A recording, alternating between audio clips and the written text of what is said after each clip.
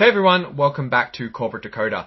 Today we're diving into a report from ConocoPhillips, and let me tell you, there might be more fuel here than they're pulling out of the ground. Stay tuned to find out why. ConocoPhillips just released a report about some important decisions made at their yearly meeting for stockholders in May.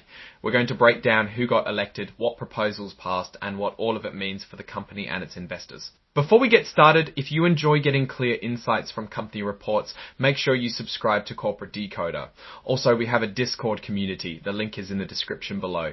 Scrollers of report, date of earliest event reported, to May 15, 2025. Set scroll to first things first, the date.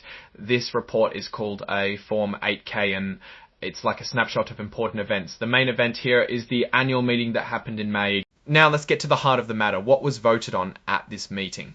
This section talks about everything that the stockholders, which are the owners of the company, got to vote on. The first big item was electing the board of directors. Think of the board as the group of people who are in charge of making the big decisions for ConocoPhillips. Stockholders got to vote on who they wanted on that board, and all 12 people nominated got the thumbs up to serve for the next year. It looks like Dennis Ariola, Nelda Connors, Gay Huey Evans, Jeffrey Jorez, Ryan Lance, Timothy Leach, William McRaven, Sharmila Mulligan, Arjun Morty, Robert Niblock, David Seaton, and R.A. Walker will be on the board. David Seaton and R.A. Walker will be on the board for the next year.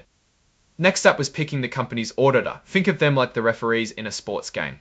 The auditor makes sure ConocoPhillips' financial numbers are correct and fair. The stockholders voted to keep Ernst & Young LL as the auditor for 2025. Then there was an advisory vote on how much the top executives get paid. This vote isn't binding, meaning the company doesn't have to listen, but it gives the stockholders a chance to say whether they think the executives are being paid fairly. In this case, the stockholders approved the executive pay. Scroll Adam intend and restated certificate of concurration to eliminate per majority. Fighting provision scroll star. Now here's where things get interesting. There was a proposal to change the rules about how some big decisions are made. This proposal was about removing something called supermajority voting provisions. Basically, these provisions make it harder to make changes because they require a huge percentage of stockholders to agree. The proposal to get rid of these provisions failed because it didn't get enough votes.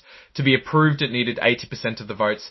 Finally, there was a stockholder proposal about emissions reduction targets. This is about how much ConocoPhillips is trying to reduce the amount of greenhouse gases they release into the atmosphere. Some stockholders wanted the company to stop setting these targets. However, this proposal failed by a large margin. Looking at this table about emissions, it failed with over 956 million votes against the proposal and only 11 million votes in favor of it. So what does all of this mean? Well, ConocoPhillips had its annual meeting, the existing board is staying, and the stockholders approved the company's picks for auditors and executive pay. That's all for the details within the report. Now, what's my take on all of this? ConocoPhillips seems to be on a pretty steady course. The election results suggest that stockholders are happy with the current leadership and direction. The rejection of the supermajority vote change means it will remain difficult for a small group of stockholders to make big changes, maintaining the status quo. The really interesting point is the failed proposal to remove emissions reduction targets. This shows that the vast majority of stockholders are aligned with the company's current efforts to reduce its environmental impact, or at least want to be seen that way, even if it costs them money. In this case, stockholders are okay with the company reducing its emissions, even if it impacts profitability. This is a really strong message about what investors value. However, ConocoPhillips operates in a volatile industry. Oil prices can swing wildly and regulations around emissions are constantly changing. The company will need to stay nimble and adapt to these changes to remain successful. There is always the risk that ConocoPhillips is too slow to adopt green energy solutions and falls behind its competitors. But this is less of a risk because stockholders voted down the request to remove emission reduction targets.